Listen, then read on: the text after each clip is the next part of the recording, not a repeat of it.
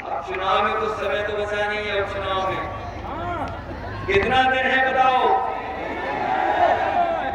अब तो कुछ भी नहीं बचा है। 20 तारीख को मतदान होना है और याद कीजिए 13 तारीख को मतदान होना था। ये 13 तारीख का मतदान इन्होंने 20 तारीख का कर दिया। ये चुनाव टाला इन्होंने और ये चुनाव इसलिए टाला इन्होंने क्योंकि त्योहार के समय पर बहुत सारे लोग छुट्टी लेकर के आए थे, अपना त्योहार मनाने आए थे।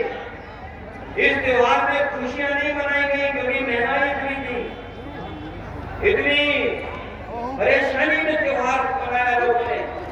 महंगाई को लेकर के बहुत परेशानी थी।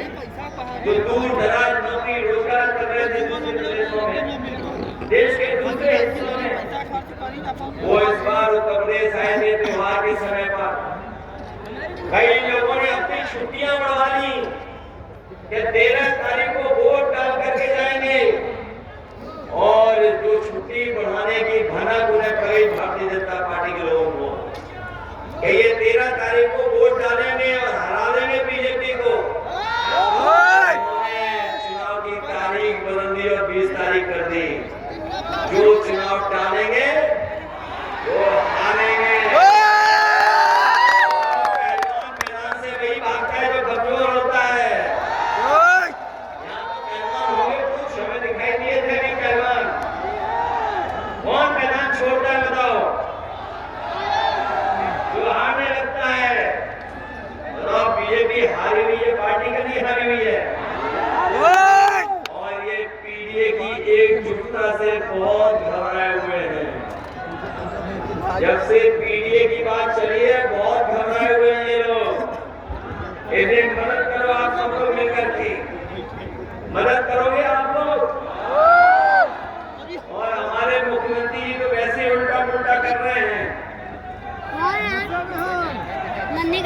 जिन्हें अपने भाषा पे संतुलन रखना चाहिए था, वो बताओ अपनी भाषा बदल दिए हैं। जिन्हें मृदभाषी होना चाहिए था, बताओ कितने कटुभाषी हैं। क्या क्या बोल रहे हैं, क्या क्या बोल जा रहे हैं। जिन्हें सत्य वचन देने चाहिए, फिर बताओ झूठ का प्रचार करना कि नहीं करना प्रचार। और अभी जब नौजवानों को धरने का देखा इन्होंने, पहले तो कोशिश की कि धरना इन्होंने खत्म करा दे, लेकिन एकजुटता देकर नौजवानों की एकजुटता देकर के ये घबरा गए। इन्हें स्वीकार करनी पड़ी छात्र नौजवानों की मांग। अभी खुशी नौकरी मिलने जा रही है। ये नौजवानों को हम कहना चाहते हैं भारतीय जनता पार्टी के एजेंडे में नौकरी नहीं है। और नौकरी एजेंडे में इसलिए नहीं है क्योंकि आरक्षण इनके एजेंडे में नहीं है। इसीलिए जानबूझ करके ये नौकरियां उलझाते हैं, क्वेश्चन पेपर को बदलते हैं, गलत क्वेश्चन जारी करवाते हैं और अगर नौकरी मिल भी जाए तो ये जाकर के कोर्ट में उलझवा देते हैं नौकरी, जिससे मनमान को नौकरी नहीं मिल जाए।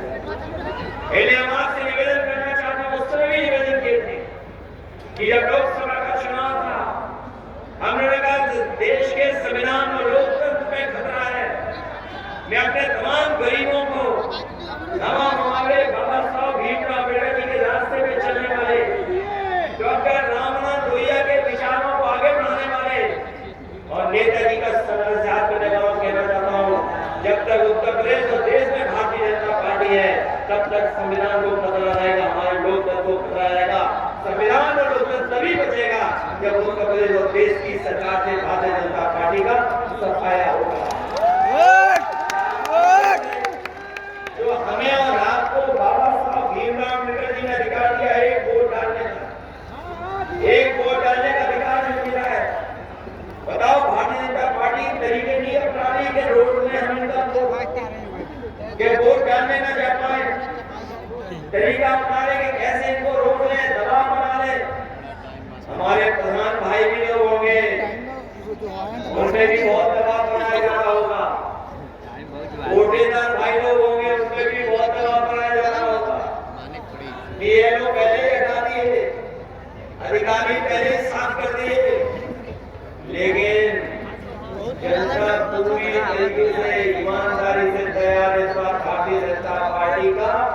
हिसाब किताब और कुछ सफाया करने, क्योंकि लोकसभा का चुनाव जीता हुआ हम की वजह से